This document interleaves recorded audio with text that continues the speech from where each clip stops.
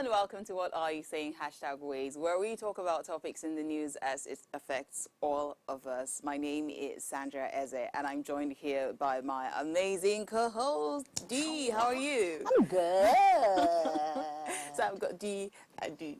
But that was the Oluwadamilola. Yes, Oluwadamilola. It's very important. It's very personal. It's very, Very personal. So when you see her out there, say Oluwadamilola. Yeah, that's my full name. Avoid wahala. So, how has your day been? I'm good, Living in Lagos, Tinubu's Nigeria. Okay, I think I have to throw that to Damilola first. God, I beg, because really, I don't know how everybody's surviving, but somehow, God just keeps coming through for all of us. But it's not been easy.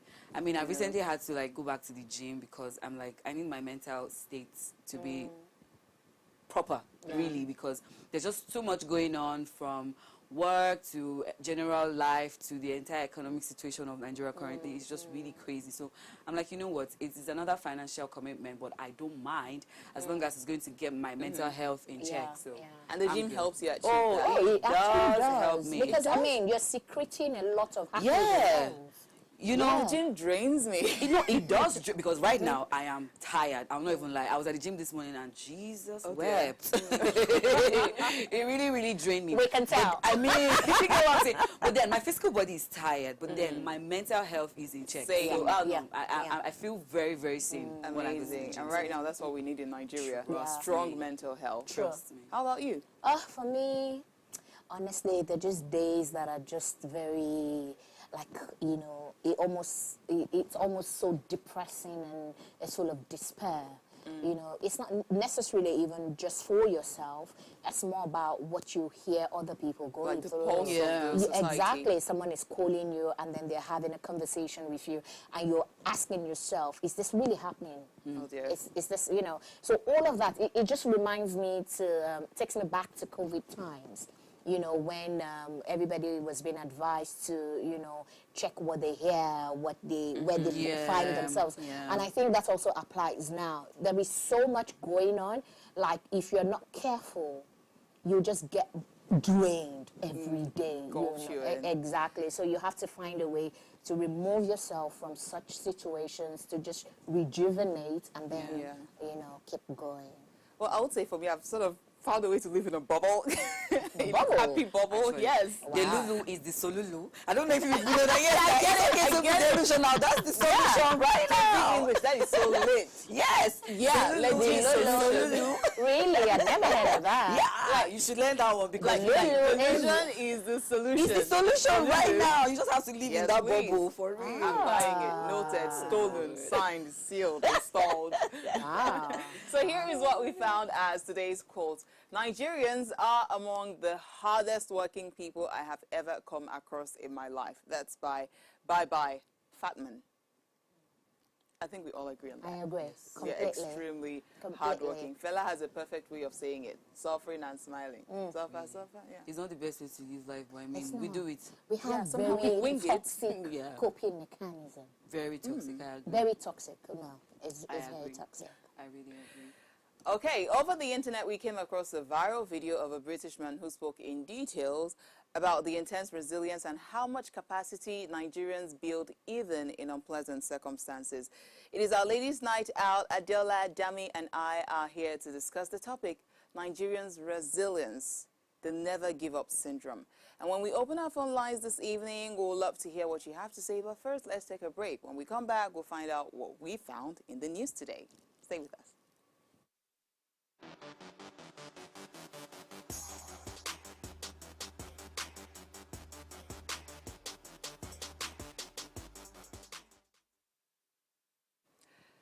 All right, welcome back. You're watching Ways here on Upgrade TV. National Girl Scout Day on March 12th honors the history and legacy of Girl Scouting in America each year. Girl Scouting in the United States of America began on this day, March 12, 1912, when Juliet Gordon Lowe organized the first Girl Scout troop meeting. At this first troop meeting in Savannah, Georgia, there were 18 girls present. For these girls, Juliet Gordon Juliet Gordon Lowe organized enrichment programs, service projects, and outdoor activities and adventures. Since the time of the first meeting, Girl Scouts has grown to over 3.7 million members. Their smiles, their adorable little outfits, their delicious cookies, they are pledged to be ready to help out whenever they are needed. What's there not to love about Girl Scouts? Yeah. Did anyone of you ever join Girl Scout? No, I joined the Red Cross instead. Oh, did you? I think I had a boring childhood. I did not join anymore.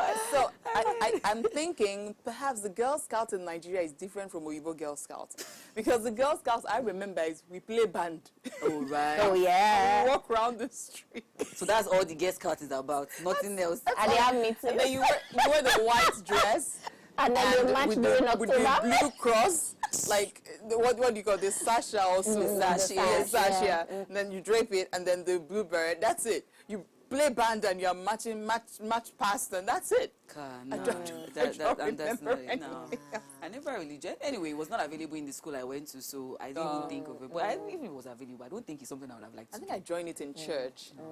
Yeah, Bible, Sunday school, and all that. Okay, time to find out what we found in the news. Let's start with you, Dami. Okay, so... Oluwadami Lola. Yes, please. Oluwadami Lola. Thank you. Okay, what do you have for us in the news? All right, so commuters lament as one chance robber invade Lagos Ibadan Expressway. Motorists and passengers plying the Lagos Ibadan Expressway have lamented the increase in the operation of one chance robbers in the Mowe Ibafo Bega area of the road. Right? These things have been happening for a long time. They did not just start, quite frankly. But I think the roads are a lot more, like we were talking before we got on the show, the roads are a lot more porous now than they used to be before. And I think that's also owing to the current economic situation of the country, because everyone is trying to look for a way to survive. It feels like surviving legally now is not working.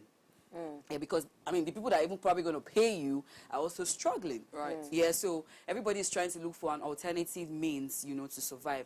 I mean, these means might not particularly be the best, right? But then again, does it work? Well, it does. And then the kind of money that they make from these things are really, really huge. They're not the kinds of money that you just make overnight. And then it even makes it worse because it feels like they can do these things and get away with it. Get away with it, not particularly get punished. So far, they've been getting away with it a lot of times. You know, so why won't more people even try to do it? Because if we're in a very proper climb, right, these things should not go unpunished. I mean, there's a way they can actually manage this entire situation, track them. Do you understand what I'm saying? But those things don't happen. And somehow, I might be convinced that even the government has a hand in some of these things. So it's just... I don't know. That's an allegation. We're not sure of a lot of things, but one thing we know is it has to stop.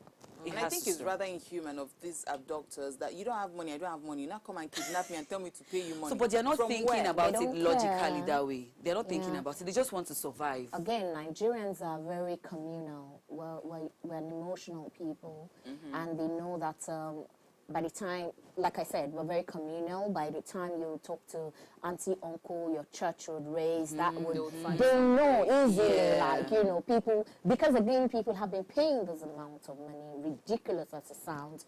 It gives other people the leeway to just say, okay, you know what, let me try my luck. I just might be lucky, and then, you know. But then what I don't understand is why they then have to kill. So, you know, it's one thing to, you know, kidnap people and maybe when they pay the ransom, you let them go. But in this case, sometimes they even have to kill. So it is... I think it's to plant fear such that the news spread around, and so when they people get that urgency. Yeah, the desperation. People start panicking because it's they a know psychological it's warfare. crazy. Yes, it is. Sad though. It is. Okay, Okay, all right, so Kayla, what do you have for us in the news? yeah, so my story is like an update to the story we all heard last year of Whitney Adeniro from Chrisland. You know, the child who died during the inter-house sport. So so now there is the trial of the principal and some staff members of Chrisland School at Okwebe, you know, over the death of Whitney Adeniro, the 12-year-old student. So now it has come to light that you know, the school actually violated the safeguarding and child protection policy of the Lagos state government in its preparedness for the school inter-house sport. And usually, you know, the school, usually the law makes provision for a certain number of, you know, students, and then the chaperones they're supposed to have. But obviously, the school flouted this and said that, okay, so the director of health, you know, from the Ministry of Health, the quality assurance team, did say that he found that the group had about 556 students, you know, who attended the inter-house sport competition, and 377 were actually prepared to participate in the competition. Now, over 500 of them were transported to the venue, but there was no provision. So the school flouted the requirements of Section 456 of the Safeguarding Child Protection Law 2016. There was no, there was only one nurse that was available. There was no ambulance available. There was no, you know, a whole lot of stuff. You know, there was no retainer, medical hospital retainer in close proximity to the event center where they had the event. You know, all of that anyway, but the Justice Agala has adjourned the case till Wednesday, March 13th, 2024. I mean, for me, when I saw this, I liked the fact that it's not just another case that was buried. You know, there's progress, and there is investigation.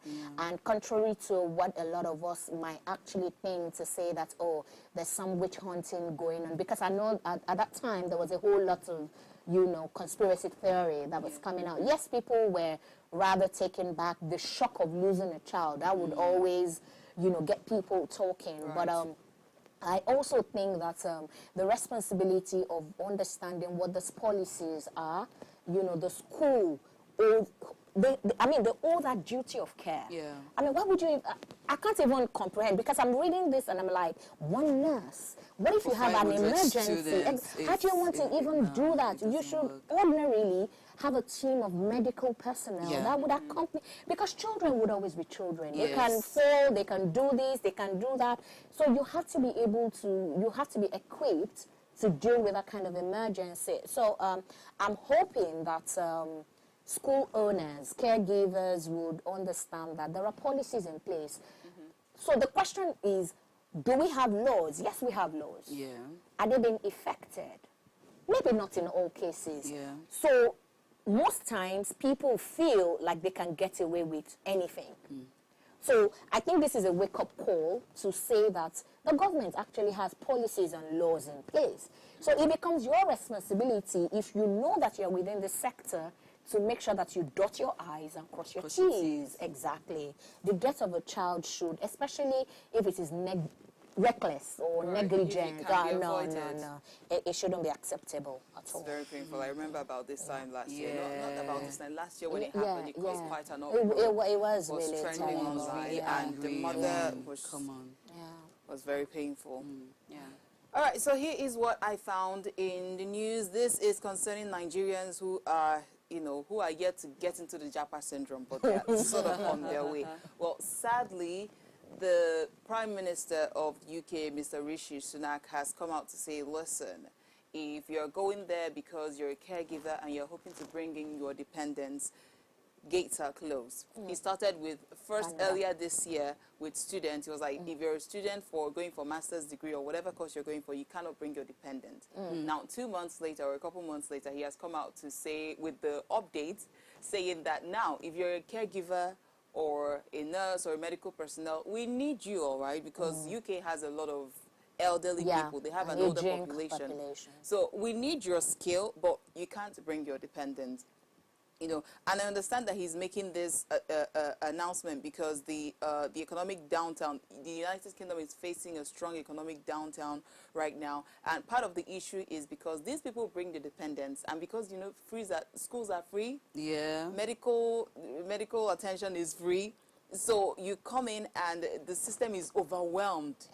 You're the only person working, and then you bring a bunch of dependents. Some have as much as 4 children, 5 children, with a husband, grandmother, and they're not working. So you're depending on social welfare to help you out. You're taking them to school for free, medical attention. So it's a lot. It's overwhelming, the system. So. But then again, I think it's because they need us as much as we need them. So is there not supposed to be like a balance? Instead of outrightly saying don't come with any dependents, can they probably, if they were allowing maybe 4 dependents before, can they reduce it to like 1? They can't to even like sustain 2? that. They can't. You know, because they, like I said, they need us as much as we need them. They are inviting us to come because probably they don't have enough capacity to, you know, cater in the healthcare system. But then again, we also have a need. So it's a barter system. But they really don't care about your need. They have enough people that they need. Absolutely. If it's not working for you, move to Canada. Wow. Even Canada is not, I mean, with Canada right now, you can't bring independence right now, except if you go through their PR, you know, route. Exactly. So again, you must understand that even countries that are really looking for people to come into their country in terms of expanding their capacity, you know, their infrastructure and all that, they still need to. Now, this is a country that plans. They understand what their resources are, and they know exactly that the more people come, you're depleting their resources. Again, like we rightly said, UK has an aging population. So they have more people who can't work, right? And their system has always been, you know, like we always play, you collect away your Charlie. You know, I mean, they pay them, you know, so it's their culture. So if they have to now take that out of the equation, and then, of course, we're not like white people. I mean, we make babies. We don't make one child. You know? We make 4 babies. We make an entire basketball team. And we're for the bench. And we're family-oriented, right? Yes, we are. Family. I mean, we want to, I can't think of, you know, coming to the UK and then I'm not bringing my mom, I'm not bringing my dad. So all of that. But guess what? Nigerians are going to walk around it and will find a way. We'll find a way. Because that is what we are discussing today. The resilience of Nigerians, the never give up syndrome. So UK have said what they're saying. Guess what? More people are going to start looking out for other countries. Brazil, Absolutely. Italy, Germany, Norway, Germany. You name so many countries that are neglect. Sweden, UK, Canada. Honestly. So many all right. countries. So this is Ways here on Upbreak TV. We will be right back to discuss our topic for today. Stay with us.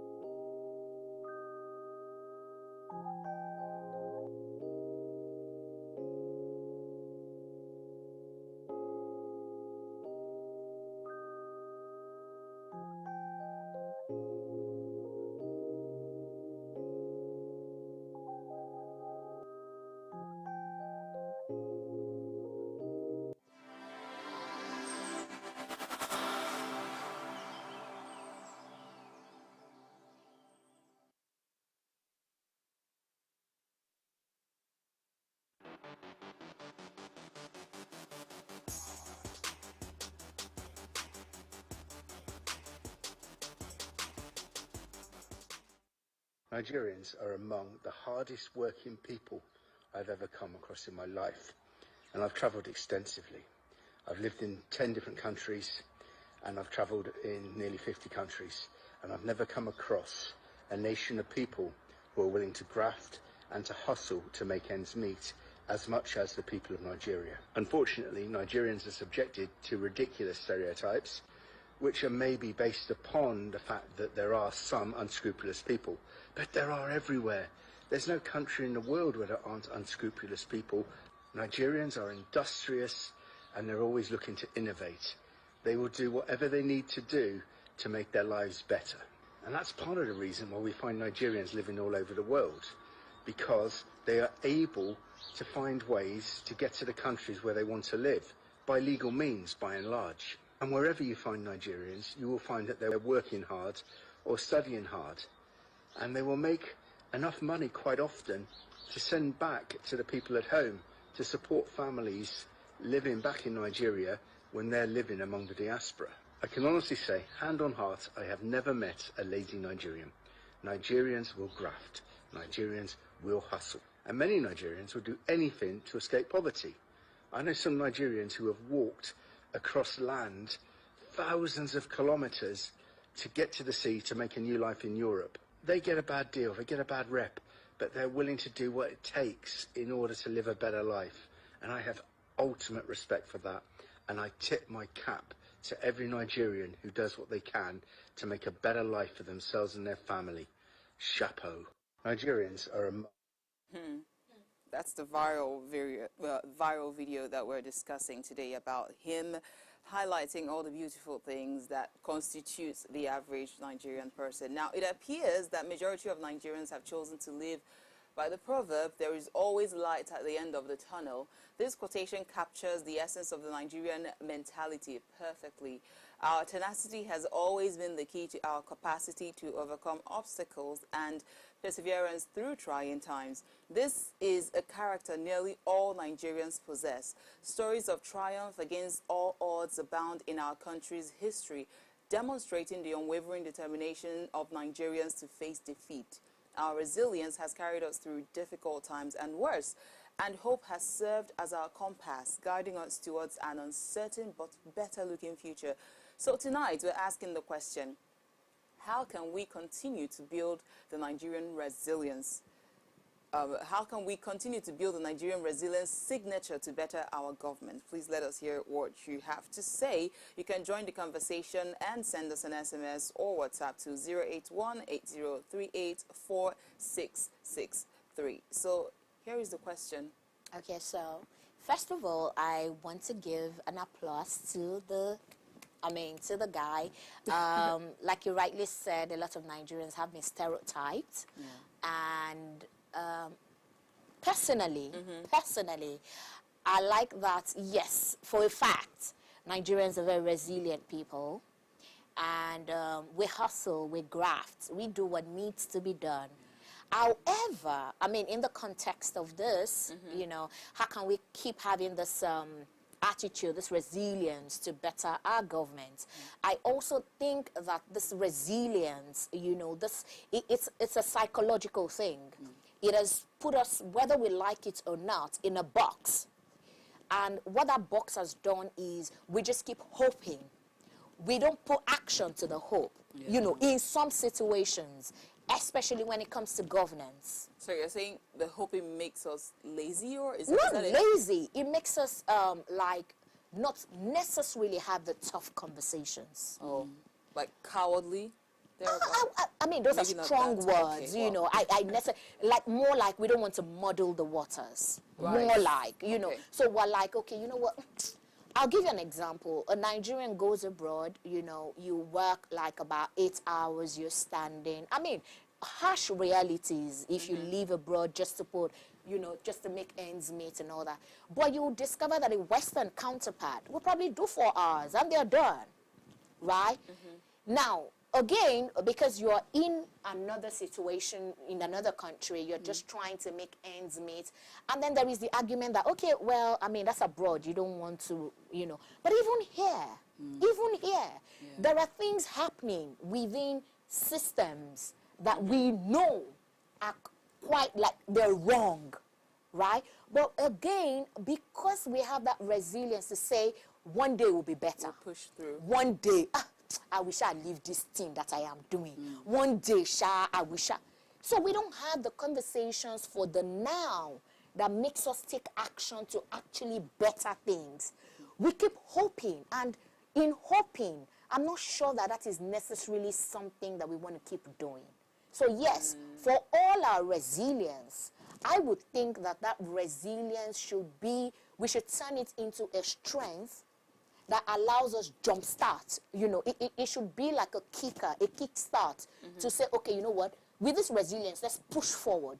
Let's have that tough conversations. Let's make that tough decision, and then let's just move forward. So you're saying, like, with all our resilience and all our hope, we need to turn it into action, generate it into action, and not just dormant hoping. Yeah, no, Okay, so the thing is, I don't think that Nigerians don't put action into their hope, because the truth is, an average Nigerian is quite hardworking. Like, absolutely, that's a given. Absolutely, right? So, but then again, when you are hardworking and you're putting in all the effort, but you are in a system that is even actively working against you, how do you want to thrive in it? So that's so the sometimes then hope is better when there's an end in sight. When you know that, okay, let me be hopeful and let me just endure for this period of time. So in your mind, you've already created, okay, in another 6 months, it will be over. In another 1 year, 2 years, it will be over. But in a case where you are just hoping and hoping and hoping and hoping and hoping and hoping, there's really nothing, there's not much you can do to actually progress. I agree. But so the question I will throw back to you is, do you think that hard work as a product of our resilience is what we need, or smart work as a product of our resilience? Well, I agree with you that smart work is actually what we need. And then again, most Nigerian organizations, for instance, they don't understand the idea of smart work. An average Nigerian boss wants you to be at the office every day. They want you, they want to be seeing you every time. They want you to put in all that hard work and actually prove to them that, okay, really and truly, I am worth my pay, or I am worth being in this organization at all. Meanwhile, more than half the time, you don't even necessarily have to be physically I'll tell present. you, Dami Lola. Oh, no, damn it, Lord. Dami Lola. It's going to take me a while to get used to that, because Dami is just so easy peasy. Lemon squeezy. So I think this is one of the highlights of, I mean, a lot of us just call out Gen Z and we're like, Gen Z, you do this. But I'll give Gen Z credit. Gen Z taught us to prioritize mental health. True. Absolutely. Right? So Gen Z will look at you and say, okay, you want me in the office from 6 a.m. to 5 p.m. What am I doing for you? What am I doing? My productive period is 5 hours. After that 5 hours, I am done. I'm sorry, there's nothing I'm doing again. Do you understand? So I think it goes way back to us saying, work hard, so you will make it. Like, we were so brainwashed with working hard, and we forget that smart work can also get you the same results. Will even take you farther. It will take you farther, because if you look at the international organizations that are in Nigeria, have their branches in Nigeria, the way they work is totally different from the way Nigerian. In fact, even a Nigerian in such organization will still be trying to be so overzealous, because that's what we're used to. And the people are like, no, you're doing too much. You get. But then again, the foreign guys, they just come, do their how many hours, and they they're move done. on. If you're trying to stress them and say, oh, do extra hour, you're probably going to pay for the extra hour. Absolutely. Yeah. Right? But in Nigeria, we just want to keep, our idea is just work. I mean, resilience and adaptation is a very beautiful characteristics of an average Nigerian. Truth be told. But then again, I don't know how far it's really getting us. I think that's the problem. Yeah. I'm not sure how far it is getting us, because you just get people who keep working and working and working and working and working, but there's really nothing particularly to show for it at the end of the day. So it just feels like you're working like an elephant, and at the end of the day, you're eating like an ant. It Which brings me to another major challenge that Nigerians are going through, which is the reward for labor. And I think that more than the economy, that is like majority of the reason why most Nigerians are trying to get out there. Yeah. Because, for instance, the medical people that are leaving, you will very rarely find a medical person who's being paid up to $500. Right. But when you travel out, your counterparts are making as much as $4,500, $5,000, you know. And so you look at it, and remember that we are communal people. You always want to, like, work hard enough, because now you know you're not living for yourself. You're living for your family. Yes. So you have your mom you have to take care of. You want to build her a better house. You have your father you want to take him to the hospital. And so that communal living sort of puts a certain level of responsibility inside of us. But also, I would want us to look at one point he made about us having stereotypes. Yeah. Now, it is true, if there is any country in this world that has been stamped with an unremovable stereotype, it is Nigeria. So we have, starting from Yahoo boys, to fraud, to corrupt government, to the fact that all of us, if I give you visa, you will not come back. No. So there's just Japa. so many stereotypes. I would like us to unpack that, and maybe this would be like our opportunity to tell the world, like, we are not all that. Yeah. Some of us are good. Absolutely. Majority of us are good. Absolutely. So you see, again, that's part of the resilience story, right? Resilience is good and Yeah. all of that. Resilience also makes you, it pushes you beyond limits, which Yeah. is good. Yeah. But however, sometimes the limits to which it pushes you is not the right route for you. I would honestly tell you that some people have no business relocating out of the country. True. If not for resilience. I must hustle. I must. Do you understand? And then you realize that it's like fry pan to fire. And then they keep having this resilience mentality to say that I just need to keep at it. I just need to keep at it. I just need to get. It's not working. It's not working. It's not working. It's not working. So we need to be able to have these real conversations with ourselves to say that there is only so much as where resilience will take you. It's just like people doing business. You're an entrepreneur, you have a small business or a mid business. Sometimes businesses have life cycles. Yeah. When you are done, you're done. You can't revive that business. Get just out. leave it and move on Yeah, to the next move one. on. so it brings the question. I know we pride ourselves with the fact that I must make it. I know know go green. And so, yes, but Oluwadamila, I'm going to ask you, do you think that there is a certain point that, listen, you never make them, it's okay, you don't agree. Agree and give up, quit. We cannot try afford something to else. agree. Yeah.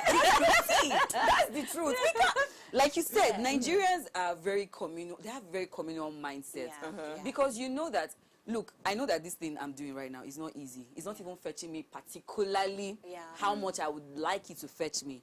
But then again, leaving it is not an option.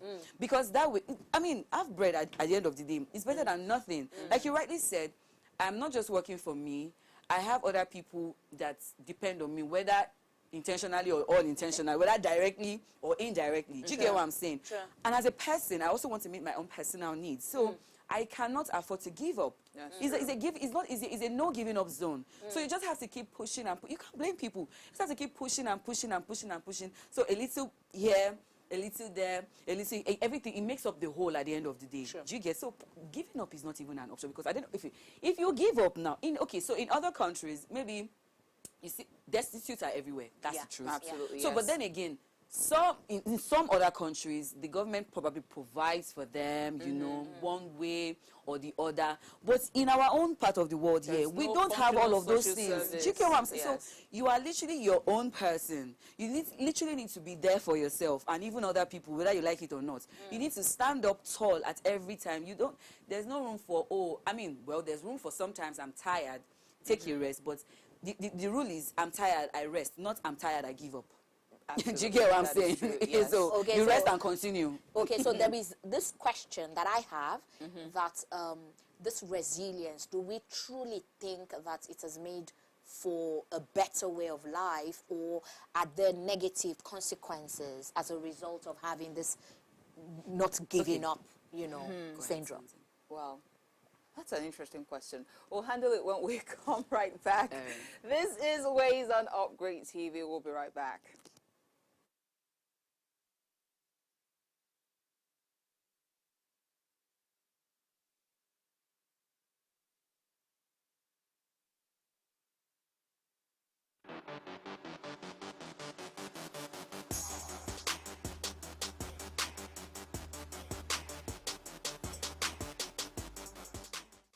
The only thing that really we could do is try to show them with our actions, which I think we're already doing. Like there's youth rallies, there's things like that. That's what I spoke about. You know, I feel like we're already doing as much as we can. The people at the top need to care enough about nurturing the next generation to push them through into these positions for it to go anywhere. Taking care of the people who have no one to take care of them should be my #1 responsibility. Making sure that they have access to food, water, school, good jobs, welfare, whatever they need to build them up. Because by building them up, their next generation have a good, at least, foundation to start on. And that way, at least, the level of poverty in this country will reduce. As a government, even if things are getting expensive, we should still be able to take care of our people, the people who can't take care of themselves.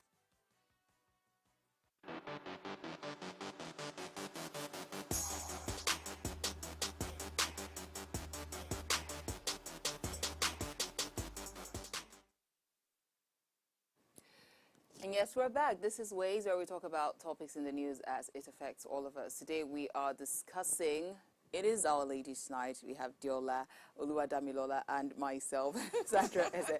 We're discussing the topic, Nigerians' resilience, the never give up syndrome. Is it good? Is it bad? We're just unpacking it, both the good and the bad. Now let's hear what you have to say. Remember, you can join the conversation by calling us or send an SMS to our WhatsApp line 08180384663.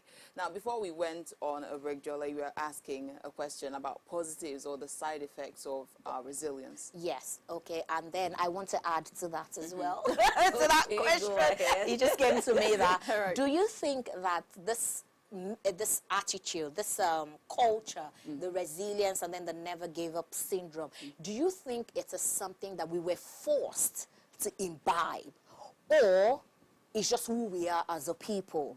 Bearing in mind that we can take a cue from the generations, millennials, Gen X, Gen Z, and then the Alpha generation, right? We've seen situations where Gen Z would say, okay, you know, please, I'm not about this life. Like, I can't do it. No. Exactly. And then we've seen the Gen X that would say, shush, just manage it, manage life. Exactly. We've seen the millennials that are half stubborn, half compliant. Yeah. So that's the question. Do you think we were forced? Like, okay, you know what? See, at this point, you don't even have a choice. Just let this be your culture. I do believe we were forced into that, because looking at the Gen Zs, I feel like the baby boomers who happened to be our parents, there were certain things that they had, maybe from the impact of independence and civil war and everything that happened between the 50s, 60s, 70s, it all impacted on them. So they're sort of like, hey, just manage it, do this one. And so we grew up being reserved. We were not able to like explore options. We were bound within their circle and stuff. They were just like, put yourself within this box, but try as much as possible to make it. And so we weren't so open to being ourselves. I'm not sure if that's the right choice of word I'm going to, but yeah, I think ultimately we were all programmed to be resilient. Yeah, to be resilient. But resilience is a good thing. It's just we learnt resilience without actions. It's like, be hopeful. It's sort of like what you get in the north. And my love to our northern people. We love you, but it's sort of like what the kind of mindset you get in the north. God gives, God takes. I have I have nothing to do with it. So it's sort of like that kind of resilience we have here. Like, I think it was Jamie, you were the one who mentioned it, that we have so much hope. Yeah. But at the end of the day, we're not, channeling it towards action. We're just sort of comfortable sitting and watching and hoping, and then there's the first year and second year and the third year and the fourth year, and we're just still comfortable hoping. Yeah. Although I think that, to answer your first question on if the negative sides and the positive sides of resilience, basically. So for the positives, resilience is a good thing. It is. I mean, as an average human being, you should actually be resilient. resilient, So because that's what keeps you going. That's what keeps you running. You know you're running towards a destination. You're heading towards somewhere.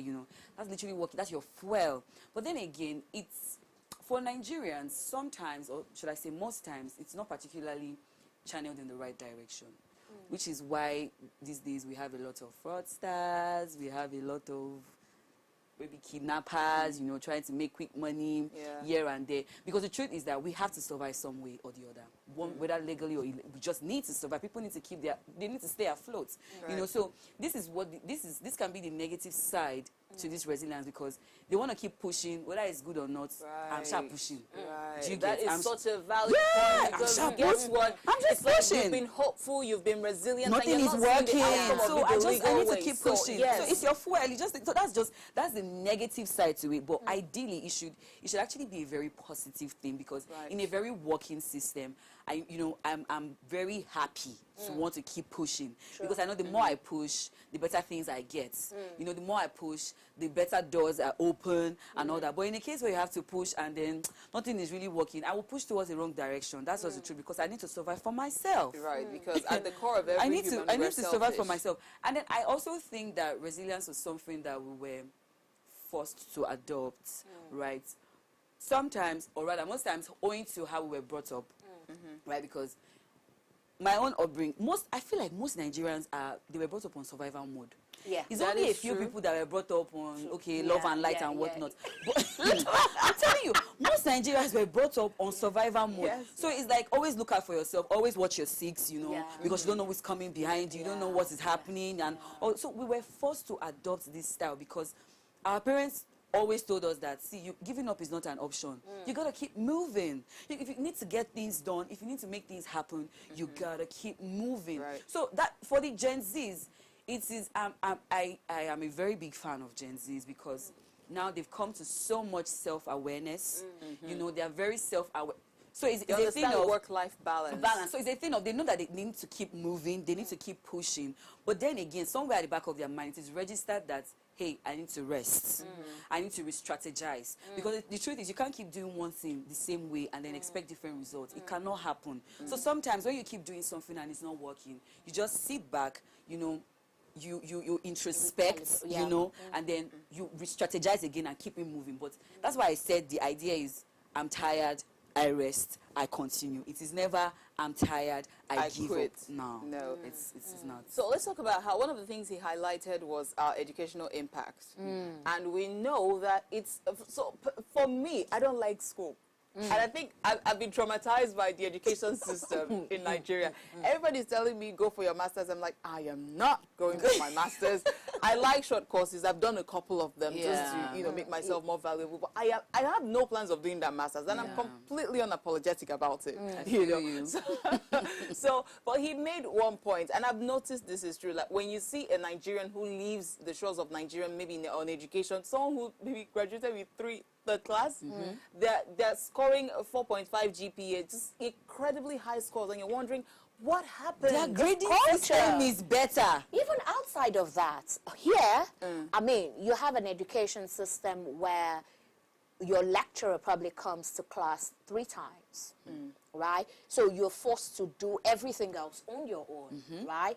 You don't have necessarily that conducive atmosphere. You have to do everything again. Resilience. You have to tell yourself, you know what, I just need to keep pushing. Let me just graduate. Because I can't fail. Let me just graduate. Yeah. So you are reading back to back, you're not sleeping, just to meet up. And then you get to a system where you attend lectures, your lecturer is accessible, you have a mentor, you have this, you have that. They don't pack as much as what they will pack for you here. And there are breaks. Exactly, there are you can breaks. break when you're being taught not to cram.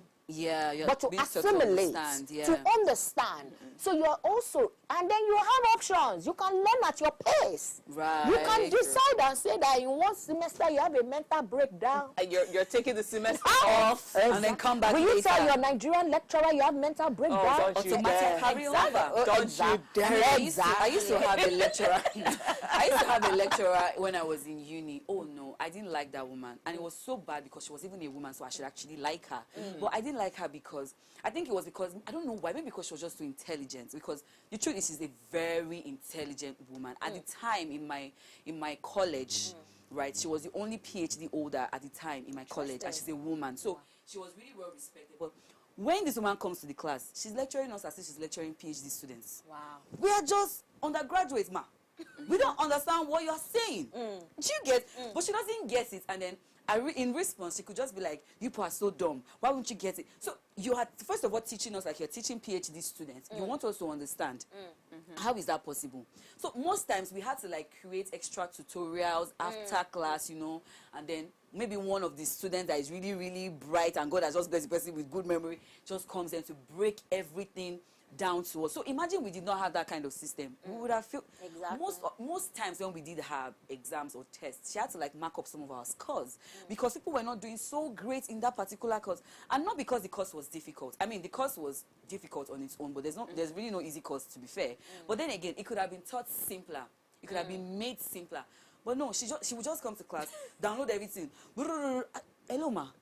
You are teaching undergraduates, not PhD students. And we're not robots. We're not robots. And I think I also want to say that really Nigerians and maybe the black race were actually very intelligent people. We are, absolutely. We are very intelligent. We're very well-rounded.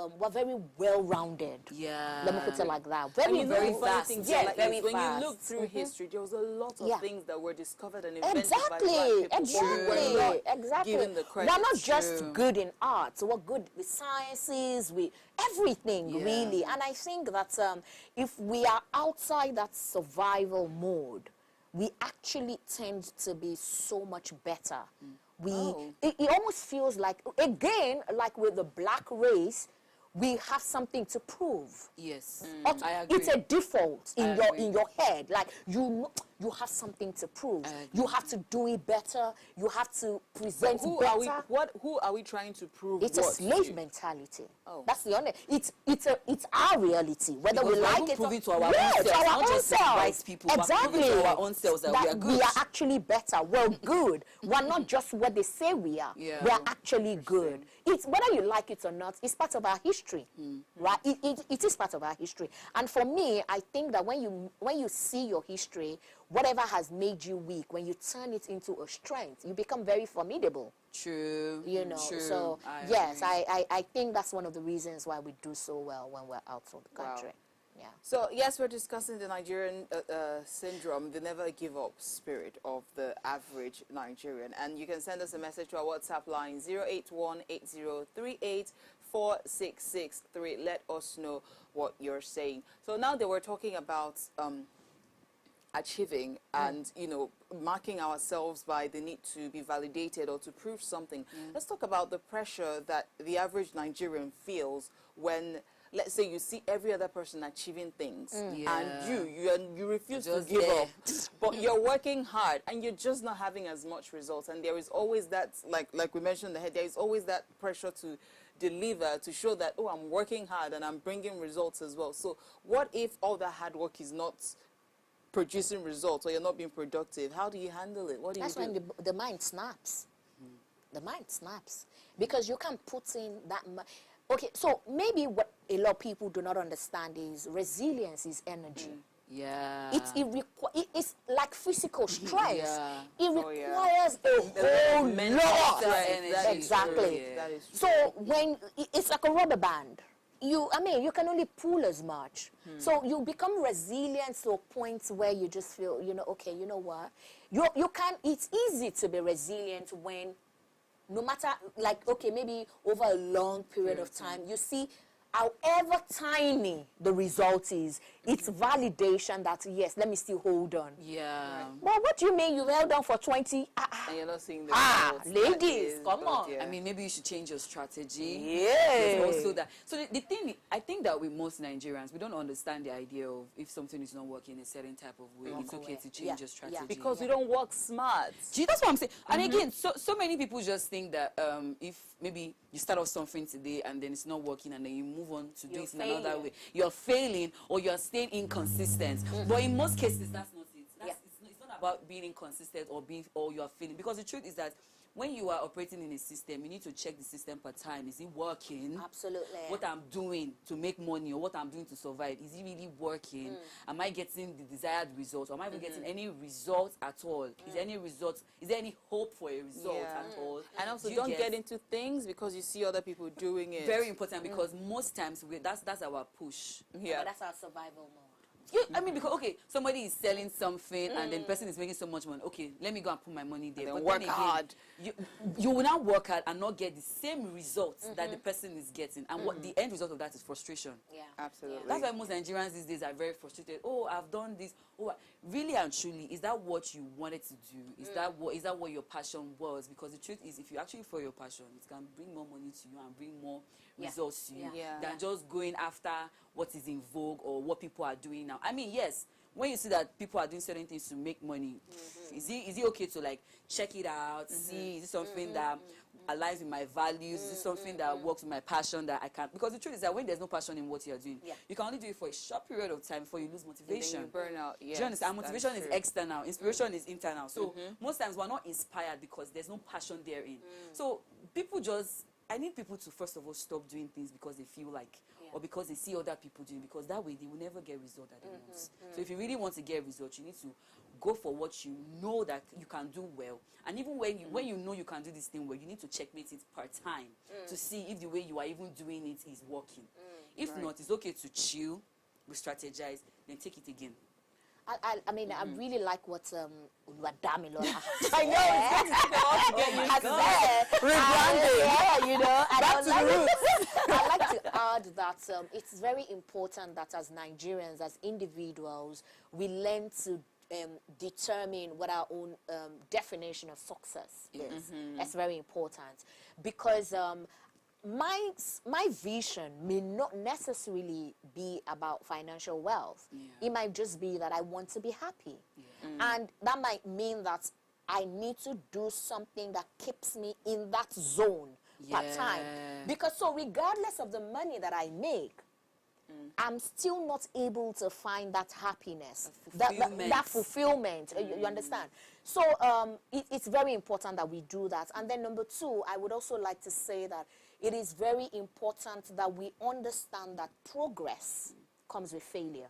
Yes. We must stop. We must such a valid stop point. stereotyping.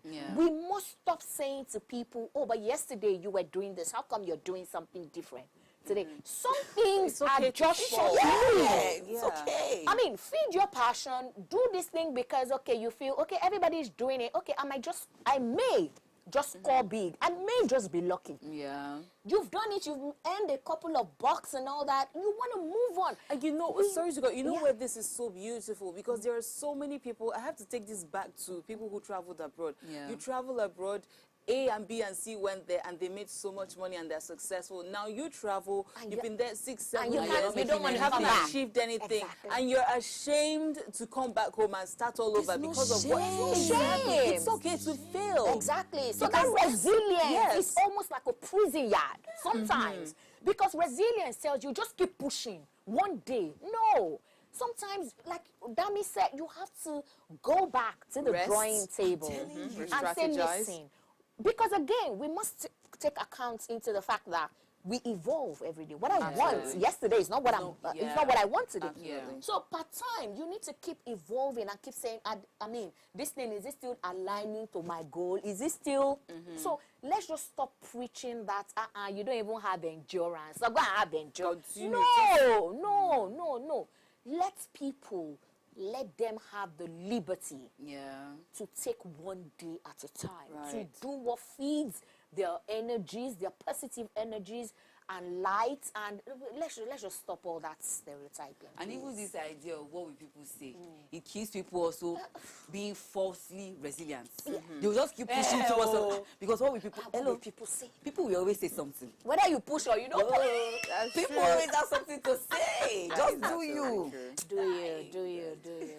All right, so we do have a message here. This is from Daniel Ilowe's regular fan. Daniel, long time no read. He says, good evening, my beautiful sisters of What Are You Saying #ways. Nigerians' resilience, the never give up syndrome. My dear beautiful sister, Dami Oluwa Dami Lola. She made mention of 3 things. She said that resilience is a true characteristic of an average man. Secondly, she said it is advisable to work, rest, and continue, not work, rest, and give up. Third, she said the average Nigerian should always strive to move forward. My dear beautiful sister D said that resilience is going forward, that is going an extra mile. There is one thing about life, my dear beautiful sisters. It is the idea to decide to move forward and not giving up, because there is a goal to achieve at the end. Yeah. My three beautiful sisters, Sanzi, D, and Dami, you look so good, and it's so good to have you back in the show. On the show, I really missed you all a lot. Thank you so much, Daniel. Thank you so much, Daniel. He's such a loyal fan. Absolutely. We should meet him sometime. Hang Oh, out with yeah. him. That would be so much fun. So I believe on that note, it is completely. This is what we call it a wrap on today's edition. It's been a beautiful conversation. Yes, it's been a beautiful conversation. Oh, in addition to resilience, I think we mentioned it in passing, but don't keep working hard without changing your mindset, because the mind is where everything generates from. So if you're working hard with the same mindset, you haven't changed your paradigm, your subconscious, you haven't fed yourself new information, you're just going to you're working hard, but you're going round in circles. And people are going to say, you're such a hard worker. But I mean, you're being frustrated, literally. So to add a little to what you just said, Sandy, like I always tell my team members at work, I always tell them, look, find various ways to make your work easy. Yes. Let's forget the system that we are I think in. like a lazy man. Do you get what I'm the saying? easiest way out. I don't. Sometimes I can be lazy, so I always look for the easy way out, like you rightly said. So let's even forget the system that we are in. You as individuals in your roles, right? Always find a way to make your job easy. Hard work does not pay anybody. It's smart work that pays, right? If you were supposed to do something A, B, C, D, if you have to jump from A to D, do it. As long as the work gets done, that's all that matters. Right. Really. So, yes, before we go, do ensure that you follow us on Instagram at Wage Show Africa and Official Upgrade TV. You can interact with us further, drop a comment, and most importantly, follow all our social media engagements. And remember to like, share, and comment. Subscribe. And invite your friends. Notifications. Yes, sign up for notifications. True. Please do that. Invite your friends and families to watch us and follow us. If you missed today's quote, here it is again. Nigerians are among the hardest working people I have ever come across in my life. That's by Bye Bye Fatman. So there you go. See you tomorrow at 8 p.m. as we bring you another very interesting edition or episode of Ways. What Are You Saying? Bye.